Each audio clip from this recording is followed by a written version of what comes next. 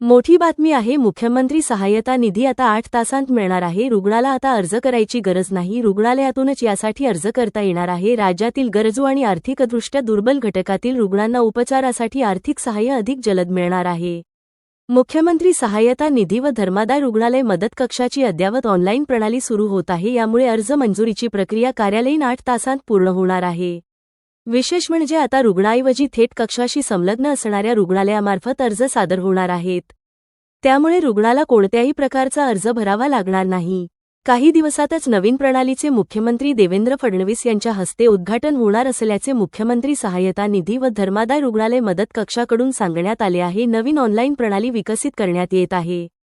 यामुळे आता अर्ज मंजुरीची प्रक्रिया जलद होऊन रुग्णांना मोठा दिलासा मिळणार आहे. मुख्यमंत्री देवेंद्र फडणवीस यांच्या हस्ते नवीन प्रणालीचे अधिकृत उद्घाटन लवकरच होणार आहे. त्यानंतर राज्यभरात त्या प्रणालीनुसार प्रभावीपणे अंमलबजावणी होणार आहे. रुग्ण किंवा रुग्णांच्या नातेवाईकांनी अधिक माहितीसाठी 1800-123-2211 या टोल फ्री क्रमांकावर संपर्क साधावा, असे आवाहन कक्षाकडून करण्यात आले आहे. नवीन प्रणाली कशी असणार याविषयी माहिती अशी की गेल्या काही वर्षात मुख्यमंत्री सहाय्यता निधी व धर्मादाय रुग्णालय मदत कक्षामध्ये नाविन्यपूर्ण रुग्णस्नेही बदल करण्याचे काम सुरू आहे. त्याचाच एक भाग मुख्यमंत्री सहाय्यता निधीची नवी ऑनलाईन प्रणाली असणार आहे. रुग्णाने रुग्णालयात सर्व रीतसर कागदपत्रे दिल्यानंतर रुग्णालय प्रशासनाकडून त्याचा अर्ज मुख्यमंत्री सहाय्यता निधी कार्यालयाकडे मंजुरीसाठी पाठविला जाईल. त्या ठिकाणी नियमानुसार सर्व कागदपत्रे असल्यास अर्ज मंजुरीची प्रक्रिया कार्यालयीन 8 तासांत पूर्ण होणार आहे.